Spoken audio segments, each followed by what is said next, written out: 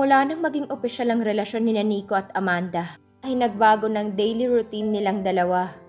Sa umaga sa halip na dumiretso sa ligo pagkagising, nagbababad muna sa kama si Amanda dahil hindi matapos-tapos ang pag-uusap nila ni Nico sa cellphone. Pagdating naman ng lunchtime ay magkikita sila nito. Kung hindi siya nito susunduin sa House of Jane, nagkikita sila sa isang restaurant at sabay na nagla-lunch. May mga araw rin lalo na kapag day off niya, na sa halip na maglagi sa bahay ay pumupunta siya sa klinik ni Nico at tumatambay roon hanggang sa umalis ang kahuli-hulihang pasyente nito. Naging ka-vibes na niyang sekretarya nitong si Myrie, na tinuturuan pa siya minsan kung paano gumawa ng record ng mga pasyente. They went to mass every Sunday or Saturday afternoon. Nanonood ng sine o namamasyal sa paborito nilang park. Pareho silang masaya sa routine nilang yon. At minsang tumawag ang mga magulang niya, kasalukuyang nasa Amerika. Excited siyang nagkwento tungkol sa love life niya. I can feel that you're happy, baby. Natutuwang sabi ng kanyang ama habang naka-video call sila. But how can we be sure that your man truly loves you? Siya nga naman anak, gusto namin siyang makita ng papa mo. Sana'y sinabihan mo siyang magbe-video call ka sa amin ngayon. Sigunda ng kanyang ina.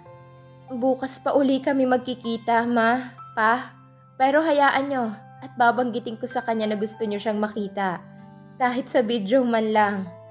Is he the same guy who made you cry? Biglang tanong ng papa niya. Pa, kinabahan siya sa tanong nito. It was just a misunderstanding. I love him and he feels the same about me. That's all that matters, right?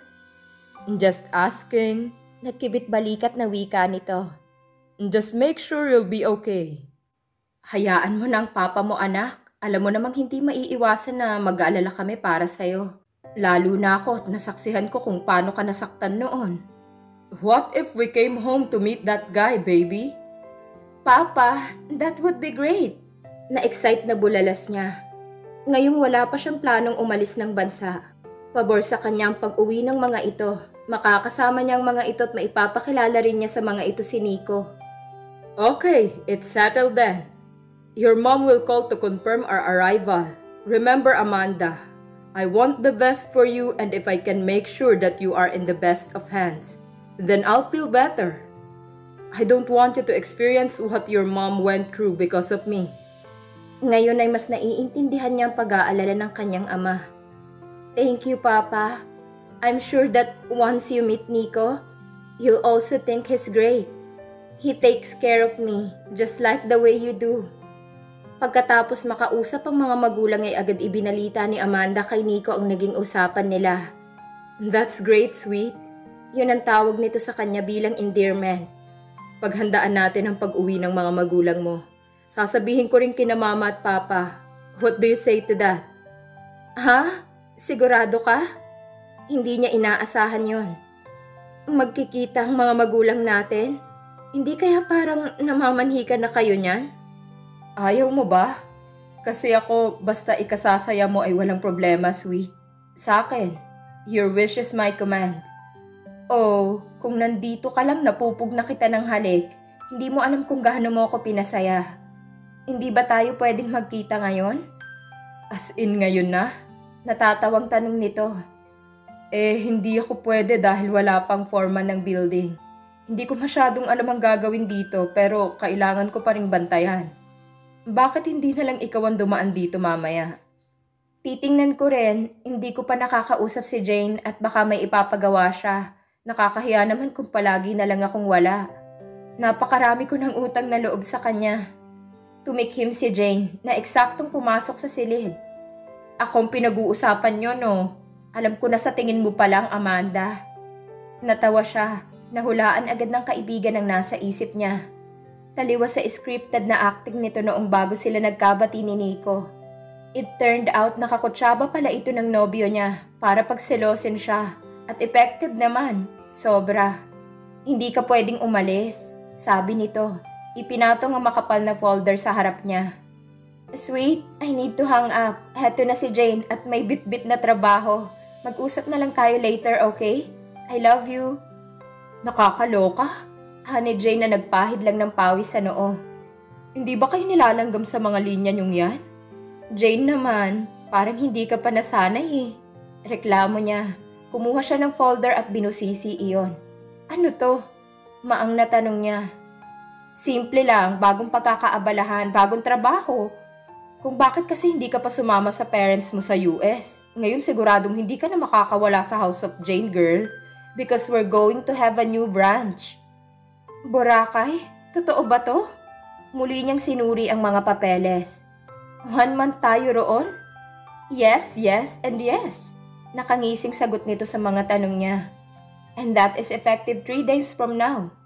Sinong may iwan dito sa QC kung ganoon? At paano ang bull riding club branch natin? Worry no more, friend, dahil bukas ay babalik na si Jem mula sa vacation leave. Sa Los Matadores naman ay si Yori nang bahala. Siguro ipapadala ko na lang si Lala roon para maging assistant niya. Okay naman si Lala kahit minsan ay nawawala sa sarili kapag may gwapong lalaki. But she'll get used to it eventually. Kapag nasanay na siya sa club at napuno na ang kanyang mga mata. Masaya sana siya kung hindi sumagi sa isip niya ang planong pag-uwi ng mga magulang niya. Kaso, uuwi sina Mama at Papa, Jane. Hindi pa lang nila nasasabi kung kailan at nagplano kami ni Nico na ipapakilala rin niyang parents niya sa parents ko. What? Magpapakasal na kayo? Hindi pa no. Yun nga ang unang naisip ko. Pero sa tingin ko ay pareho pa kaming hindi handa ni Nico para bumuo ng pamilya. Well, kapag siguro natapos na at operational ng restaurant na ipapatayo niya, by that time siguro ay matatapos na rin tayo sa Boracay. 'Di ba? Ang totoo kasi, kung nasaan si Nico, gusto ko nandun din ako. Oo na, nauunawaan ko. Pero Amanda, pwede bang mag-concentrate na muna tayo sa work? Everything else will follow later. They will just fall into place, believe me. Siyempre, Jane, nadagdagan lang naman ang inspirasyon ko. Ngayon pa ba ako papalya sa'yo? Halos lahat ng pabor ay ibinibigay mo na sa akin. That's my girl. So, can we go back to work now? Of course. Nag-high five pa silang magkaibigan. Ang sabi sa akin ni Auring, may pinaghahandaan si Nico. Darating daw ang mga magulang ni Amanda at ipapakilala sa kanya. Hindi ka ba nakaramdam ng inggit? Habang masaya sila sa buhay nila, tayo naman ay napag-iwanan na. Hahayaan na lang ba natin silang magpakasaya habang tayo ay nangangapa sa kawalan ng dahil sa kanila? Tanong ni Gio kay Gwen. Pilit niyang isinasaksak sa isip ng utu-utong babae ang damage na ginawa ng pinsan niya rito. Ang damage na ginawa ng pinsan niya sa kanya. Tama ka nga. Kung hindi umiksen ang dati mong girlfriend, siguro nagkabalikan pa kami ni Nico. Ikaw kasi, nagpahuli ka kaagad. Sa halip na magsisihan tayo, mag-isip na lang tayo ng paraan para masolusyonan ang problema. Ikaw, para mapasa iyo uli ang pinsan ko. At ako naman para bumalik sa kandungan ko si Amanda. Hindi sila papayag na ang mga ito lang ang maging masaya, samantalang sila ay napag-iiwanan na. Na-o-obsess sila pareho kina Amanda at Nico dahil ang mga ito lang ang nakapanakit sa ego nila ng ganoon. Ano ba talaga ang plano mo? Ang huling plano natin ay palpak naman at nagastusan pa ako. Lagot ako kay Daddy kapag nalaman niyang walang kwentang pinaggagamitan ko ng pera. Kaya nga babawi tayo ngayon eh. Singhal ni Gio dito. Isang buwang hindi magkikita sina Nico at Amanda. Pareho silang magiging busy sa kani-kanilang mga trabaho. Now, ang pinakamabuti nating gawin ay guluhin sila habang magkalayo sila. Unahin na natin ang pinsan ko dahil nandito siya. Anong gagawin natin kay Nico? Matagal ko na siyang gustong bigwasan at tadyakan. Pero nagpipigil ako dahil lalong sasama ang tingin sa akin ni Mama. Ngayon wala na akong pakialam. Nasira na rin ako sa sarili kong ina. Sisirain ko rin ang pinsan ko. At hindi lang pamilyang sisirain ko sa kanya, kundi mismong pagmumukha niya. Hindi kaya delikado? Walang problema basta umayong ka lang sa plano ko.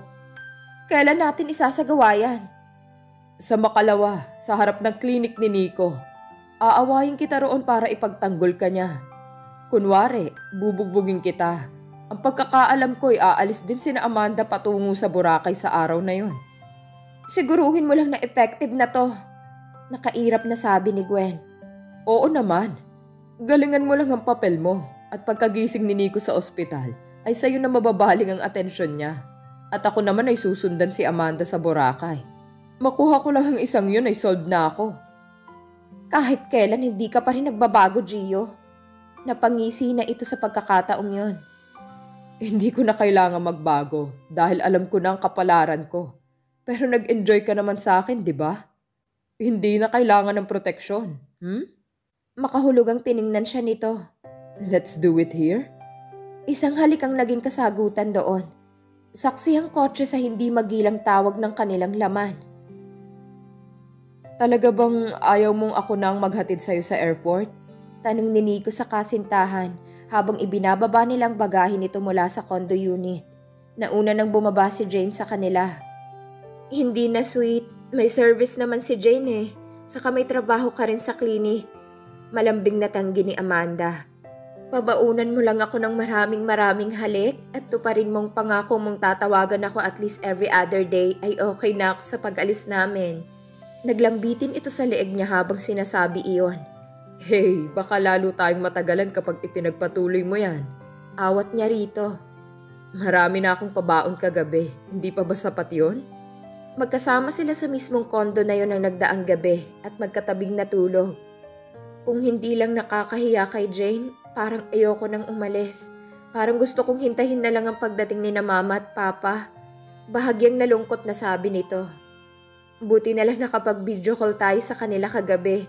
Kung hindi ay baka nagtampo pa si Papa. Natatakot yata ako sa Papa mo. Paano kaya kapag nagkita kami? Naalala niya bigla ang nangyari noong ipakilala siya ni Gwen sa ama nito. Pero iba naman siguro ang ama ni Amanda. Ang ibig mong sabihin ay iba si Amanda kay Gwen. Mahal mo siya, sabi ng tinig na yon sa isip niya. Walang pagdadalawang isip na magpapapikot siya kay Amanda. Gusto lang niyang bumawi sa akin sa tagal naming hindi nagkasama. Saka pinoprotektahan lang niya ako, kagaya mo, di ba? Yes, kagaya ko. Kaya kapag naiisip ko na mapapalayo ka sa akin at Boracay pang destinasyon nyo, hindi ko maiwasang mag-alala. Hindi kita mapoprotektahan dahil hindi tayo magkasama. Saglit lang naman ang isang buwan. Pagbalik ko tapos na rin ang restaurant mo. At darating na sina Mama at Papa. Lagi mo lang tatandaan na mahal kita. Ikaw lang ang nandito sa puso ko. Ganon din ako, Nico. Kaya kong magtiis na malayo sa'yo. Dahil alam ko na kahit saan ako magpunta, ako pa rin ang mahal mo. Tested and proven ko na yon. Sana walang magbago. Kung may magbabago man, yun ay para sa kabutihan nating pareho. Mahigpit silang nagyakap bago sila tuluyang bumaba. Ingat kayo sa biyahe. Tawagan mo ako kapag nasa Boracay na kayo. Bilin ni Nico nang makasakay na sina Amanda at Jane sa van at paalis na. Kumaway si Amanda at nag-flying kiss sa kanya.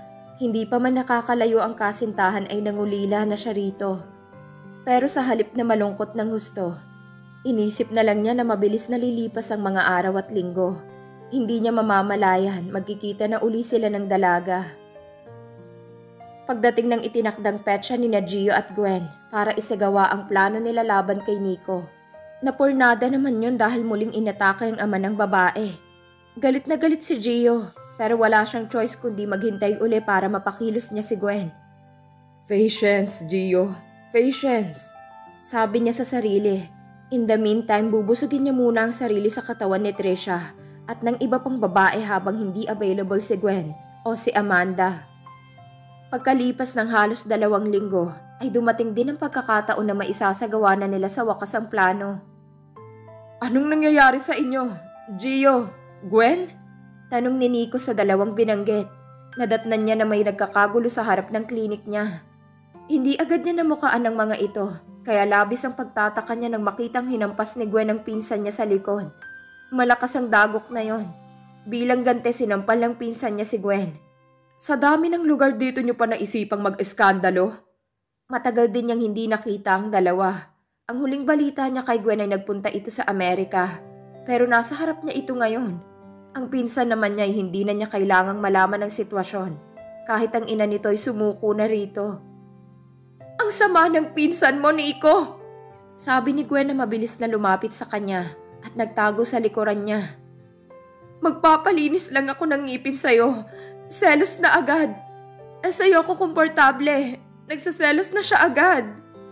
Ano to? Drama? Lumayo siya kay Gwen at pinagpalit-palit ang tingin dito at sa pinsan niya. Tama bang pagkakaintindi ko base sa sinabi mo? Kayo na ni Gio? Oo, matagal na. Sagot ni Gio. Mula nang iitsapwera niyo kami sa mga buhay niyo ni Amanda, hindi mo naman siguro may aalis sa isip ko na magduda kay Gwen. Diba? Ex ka niya. Nanlilisik ang mga mata nito sa kanya. Pero nagalit pa rin siya sa akin, Nico. Wala siyang tiwala sa akin. Nagpaliwanag na ako pero sinaktan pa rin niya ako. Tumigil ka, Gwen. Nag-iingat lang ako. Nilapitan ito ni Gio. Ang mga ganyang klase ng lalaki na nanunulot ng girlfriend ng may girlfriend ay hindi dapat pinagkakatiwalaan. Kaya halika na. Sa ibang dentista ka na lang magpalinis ng ngipin. Hinablot nito ang kamay ni Gwen kahit siya ay napangiwi ng umaray ang babae. Gio, huwag ka namang ganyan. Nasasaktan na si Gwen. Ngunit sa halip na tumigil ay pinilipit pa ni Gio ang kamay ng babae na hawak nito. Napasigaw si Gwen sa sakit.